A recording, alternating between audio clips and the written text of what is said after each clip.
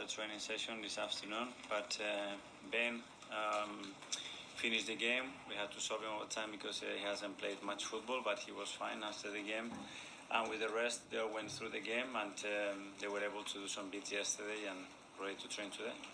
Have you decided what you're going to do to fill that void left by Gabriel at centre-back with all the defenders available to you? Yes. Decided. Are you going to tell us who that is? No. What do you need from your team to take on Real Madrid tomorrow night? A huge occasion. You rested some of your key players. Is that an indication that you think you need a special effort to get the result you want? Be super convinced. 8 p.m. tomorrow night. 11 players, 60,000 people. Really super convinced that we are ready to win and to beat them. That's the mindset that I want. The rest be the team that we've been over the last quarter of the season with all the up and downs and things that we have to deal with. Continue to that because that's our super strength. And finally, Bukayo Saka came on at half-time, building up his minutes after coming back from injury. Is he fit enough to start the match tomorrow? Well, he's in a much better place. Gradually, we have built his minutes in the last 6 or 7 days. He's coped with that really well, and it's in a good place to be able to be used. Gary, hello, Carol. Hi. We can feel it. This press conference room is packed. You guys must feel it. What a night, Real Madrid in the Champions League. Is this why you came into football? That's why I came into football. That's why I came into management, and especially to this football club. It's been 20 years since we had this type of game, and for us it's a great opportunity to build our own story, and this is what we're here for. And you describe it as the beautiful part of the season. Is it one of the biggest nights, if not the biggest night in management for you personally? 100%. I mean, it's a joy to prepare the game, to look at them, just to look at the reaction of people and how we feel about ourselves coming to a game of that magnitude, the excitement around the club, the people. This is the stage that we want to be, where Arsenal has to be consistently, and we are very proud to be there and now be very ready tomorrow to deliver. This is proper now, the latter stages with proper teams and in the competition. You need a lot to win the Champions League. You also need some luck. Real Madrid have had luck this season. Arsenal haven't really had any luck in anything this season. Are you due a bit? I think we deserve it, but we have to earn it, and we have to earn it again tomorrow evening. But we're going to put all the ingredients, everything that is in our hands to play the game that we want and to take the game in the direction that we want. And in order to achieve that as well, we're going to need our people playing every single ball with us, and that's going to make a huge difference because that's something that is really needed. At these stages, you need your home stadium to create a very, very special atmosphere to generate momentum. So let's go. I encourage everybody to go there tomorrow to play the game with us. Not to be there watching it, but to play the game with us. Hi, Mikel. How are you? I'm very good. How do you've got a team full of experienced players, but how do you convince them tomorrow to play the game and not the occasion? I think they are convinced. If I have to convince them, I think we have a problem.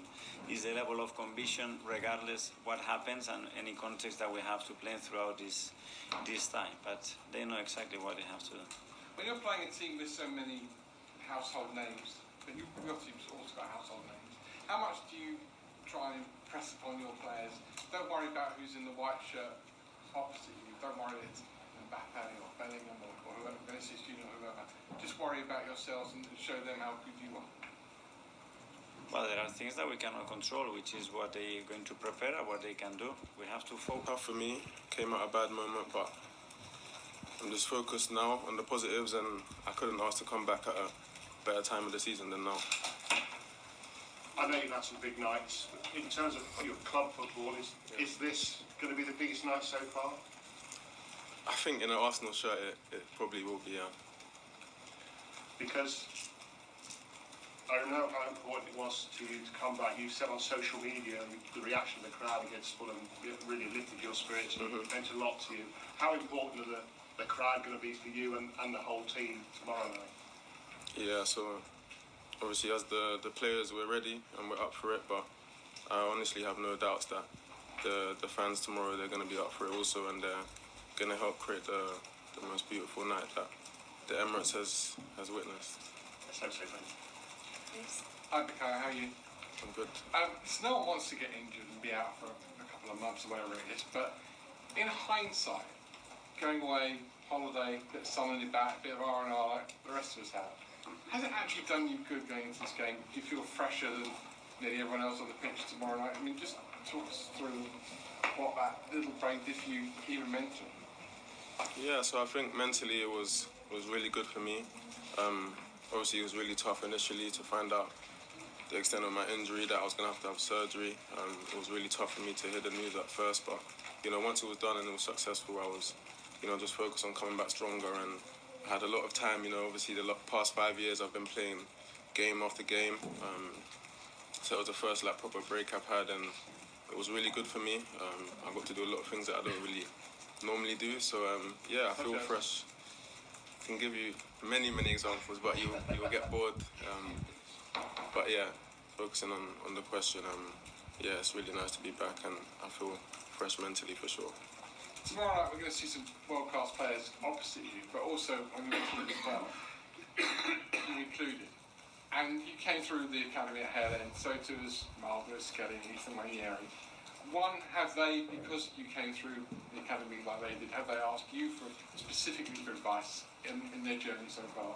And two, what does that show about this football club, the fact that while other clubs go out and cherry pick some of the best players from around the world, this club still goes back to its roots? Yeah, that just goes back to the amazing academy we have, and the latest example is those two boys, Miles and Ethan, and how talented they both are. And yeah, I'm always there for them if they want to ask me any questions. They do sometimes they don't, but I always make myself available to them, and yeah, I'm just really proud to see the steps that they're making, and I just hope they keep grounded and keep working hard. And the fact the academy has brought through so many players. Yeah, like I said, this is Arsenal. I think this is what we do. We've done it in the past, and I just hope we continue to keep doing it so we can save more money. But